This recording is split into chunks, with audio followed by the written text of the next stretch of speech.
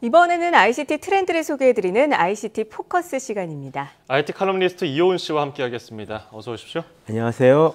네, 오늘은 어떤 이야기를 해볼까요? 예, 오늘은 조금 과격한 이야기를 하게 될지도 모르겠습니다. 네. 스마트폰의 미래에 대한 이야기인데요. 네. 이제 지난주에 발표된 갤럭시 노트 5를 비롯해서 최근 발표된 스마트폰, 아니면 앞으로 발표될 모든 스마트폰에 관한 기사를 보실 때마다 이런 기사 제목을 보시게 될지도 모릅니다. 땡땡 스마트폰 혁신 없었다. 뭐 이런 비슷한 제목을 말이죠. 앞으로도 이런 기사를 정말 많이 보실지도 모를 것 같은데요. 네. 오늘 제가 아예 그 못을 박아드리겠습니다. 네. 앞으로도 스마트폰이라는 기기에 더 이상 혁신 없을 테니까요. 기대하지 않으시는 것이 좋을 것 같습니다. 라고 말이죠. 좀 많이 무서운 이야기죠. 순간 아프네요. 약간 우울해지는데요. 예. 스마트폰 더 이상 혁신이 없다고요, 정말로? 예, 좀 솔직히 뭐 말해놓고 보니까 이렇게 단정적으로 얘기해도 되나 싶어서 네. 약간 무서운 감이 들긴 하는데요.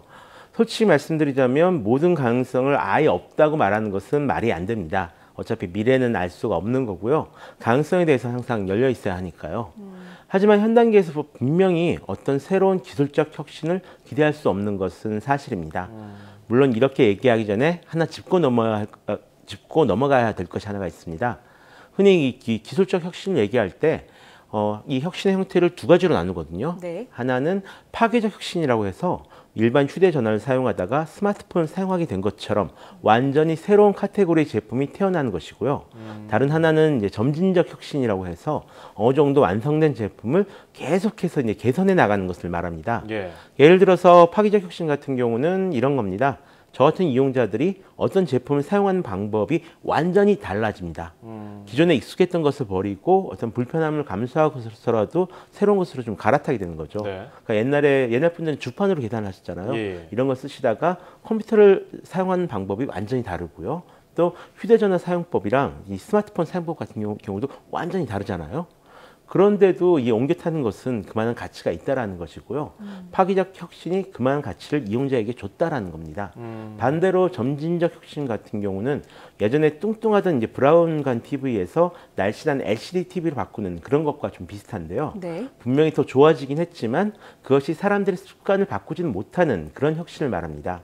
브라운관 TV나 LCD TV나 사람들이 TV를 시청하는 모습은 똑같아진 것처럼요. 예.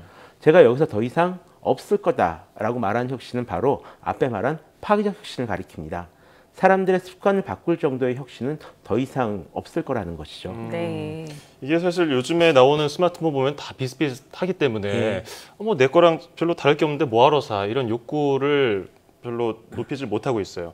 그렇다면 이 경기 침체 때문에 뭐 비싼 스마트폰을 안 사는 것만으로는 설명하기가 어려울 것 같은데요. 아마 그런 얘기도 많이 들으셨을 겁니다. 예. 스마트폰 시장이 나빠지고 있다. 스마트폰 발전이 더 이상 이루어지지 않고 있다. 이런 이야기도 많이 들으셨을 거고요. 또 경제가 나빠져서 사람들이 비싼 스마트폰을 사지 않으니까 뭐 더 이상 뭐 스마트폰 시장이 발전하지 않는 것이다. 이런 이야기도 있고요.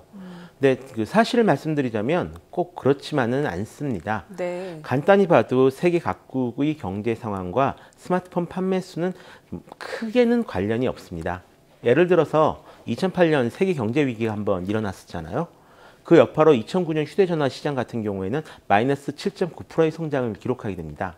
반면 같은 해에 스마트폰 시장은 24%의 성장률을 기록을 했고요. 네. 한국 같은 경우도 2009년 11월에 아이폰이 출시된 이후 11월, 12월 두 달 동안에만 50만 명이 스마트폰으로 새롭게 갈아탔습니다. 그러니까 경제가 나빠도 실제로 좋은 제품이 나오면 살만한 사람들은 다 산다. 네. 뭐 이런 이야기죠. 다만 이 스마트폰 시장 전체의 흐름이 바뀌고 있다는 것은 이미 분명해졌습니다. 원래 이런 기술 제품 시장 같은 경우에는요, 도입기, 성장기, 성숙기, 쇠퇴기 이렇게 크게 네 카테고리로 나뉘거든요. 네네. 그동안 스마트폰 시장은 이 도입기를 지나서 성장기에 있었습니다. 그러다 이제 어느 정도 보급이 되고 나니까 2013년서부터 성장세가 꺾이면서 성숙기로 접어들기 시작했다. 이렇게 보고 있고요. 문제는 이 사람들의 흥분을 이끌 수 있는 제품이라고 부르는데요. 어떤 감탄사가 터져나오는 멋진 제품들 있잖아요. 네. 이런 제품들은 대부분 도입 초기 그리고 성장기 초기에 나타난다는 점입니다. 도입기 때는 어떻게 보면 되게 당연한 일이죠. 왜냐하면 그렇게 멋진 제품들이 있어야지만 사람들이 이 제품 카테고리를 받아들일 테니까요. 이렇게 또 성장기 때는 회사들이 주요 개발 인력과 비용을 여기에 좀 투자하게 됩니다. 빨리 좋은 제품을 만들어야 이 시장을 장악할 수가 있기 때문인데요. 네네. 하지만 이 성숙기에 접어들게 되면 제품이나 서비스 가격이 굉장히 중요해지거든요. 그렇게 되면은 이제 놀랄만한 제품보다는 어떻게든 좀 싼 제품을 많이 팔아서 많은 어떤 이익을 거두는 그런 것으로 시장이 바뀌게 되는 거죠. 네, 그러니까 기술적인 발전을 시키는 것보다 오히려 이제 마케팅에 너무 초점을 맞추다 보니까 혁신이 일어나지 않는 거 아닐까요? 그렇게 단순하게 이야기하기는 조금 어려운 점이 있는데요. 기술적인 한계로 발생하는 문제 같은 경우도 분명히 존재하긴 합니다. 예를 들어서 많은 사람이 정말 이제 간절하게 바라는 기능 중에 하나가 오래가는 배터리이거든요. 그렇죠. 네. 예전보다 스마트폰 사용량이 많이 늘어난 만큼 이 종일 써도 버텨주는 그런 좀 강력한 배터리를 원하시는 분들이 굉장히 많은데요. 예전보다 확 달라진 새로운 종류의 배터리는 아직 전혀 등장하지 않고 있습니다. 원래 이런 배터리를 만들려면 전혀 다른 소재를 가진 배터리가 만들어져야 되는데요. 현재 좀 연구 개발 단계이다 이런 제품들은 좀 있지만 상용화된 제품들이 거의 없습니다. 그러니까 쉽게 나올 수가 없는 거죠. 그동안은 스마트폰 본체가 사용하는 전력을 좀 많이 줄여가지고 이 배터리 사용 시간을 계속 늘려주는 그런 방법을 적용해 왔는데요. 이 방법도 이젠 점점 이제 한계에 좀 도달하고 있는 그런 상황이고요. 또 올해 고급 스마트폰 시장을 애플과 삼성이 양분하게 된 계기 중에 하나가 기술적인 문제가 분명히 작용했다라고 저는 생각하고 있습니다. 스마트폰 사업 같은 경우는 핵심 부품과 OS를 다른 회사에서 가지고 온 다음에 이렇게 받은 부품을 잘 설계를 해서 스마트폰을 만들어내는 사업이잖아요. 근데 올해는 이 스마트폰 핵심 부품인 프로세서가 좀 말썽을 부렸습니다.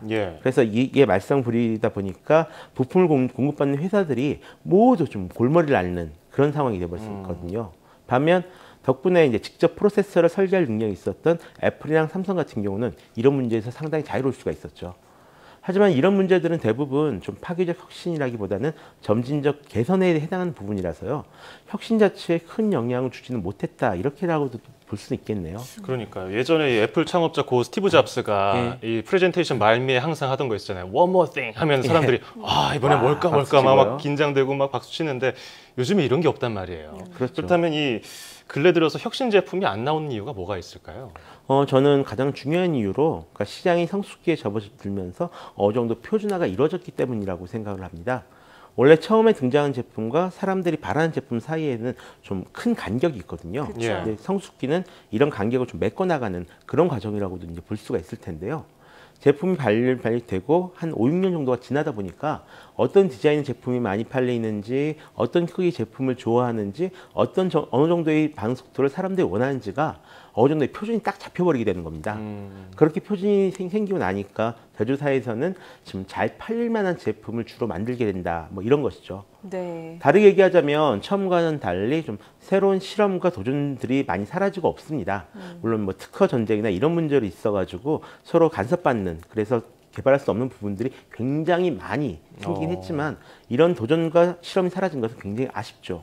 실제로 휴대전화의 역사를 살펴보면 정말로 재밌거든요. 그러니까 다른 제품과 조금이라도 다르게 보이려고 그냥 얼렁뚱땅 한번 달아봤다가 그게 성공한 기능들이 정말로 상당히 많습니다. 예를 들어서 휴대전화 초기에는 이 문자 메시지 보내기 기능이 없었습니다. 첫 번째 휴대전화가 만들어지고 나서 11년이 지난 다음에야 이 문자 메시지 보내기 기능이 들어갔거든요. 오랜만에. 그렇죠. 또 최초의 카메라폰에 달린 이 카메라 같은 경우는 이 사진을 찍는 용도가 아니라요. 영상 통화를 하기 위해서 그래서 들어갔던 겁니다. 그런데 이게 굉장히 히트를 쳐서 사람들 습관을 바꾸고 말았죠.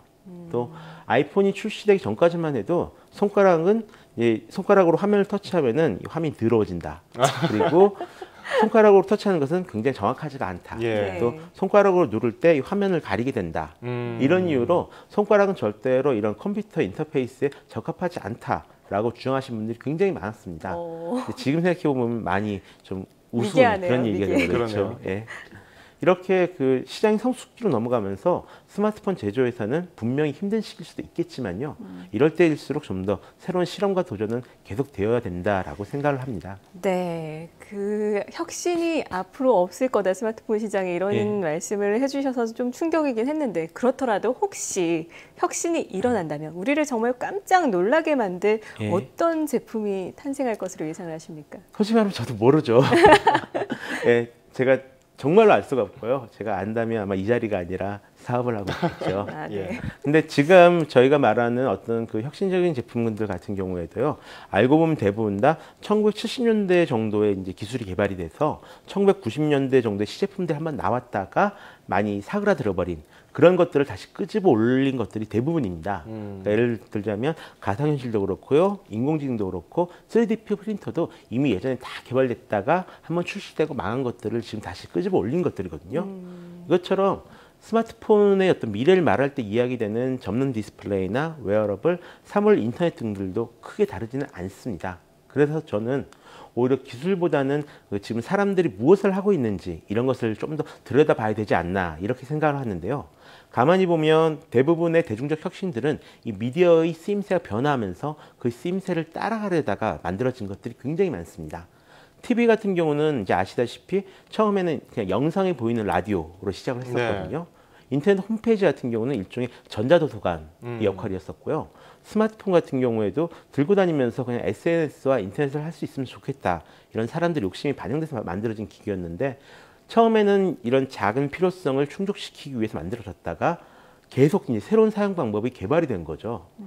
지금 스마트폰 이용자들 가만히 보면 게임을 즐기신 분들도 분명히 많이 계시고요. 또 이미지 검색을 사용하신 분들이 굉장히 많으셨어요. 네네네. 그리고 셀카 사진 찍는 분들도 역시 많이 계시고 또 결제를 한다거나 아니면 택시를 부른다거나 하는 이런 용도로 쓰시는 분들도 굉장히 많으셨는데요.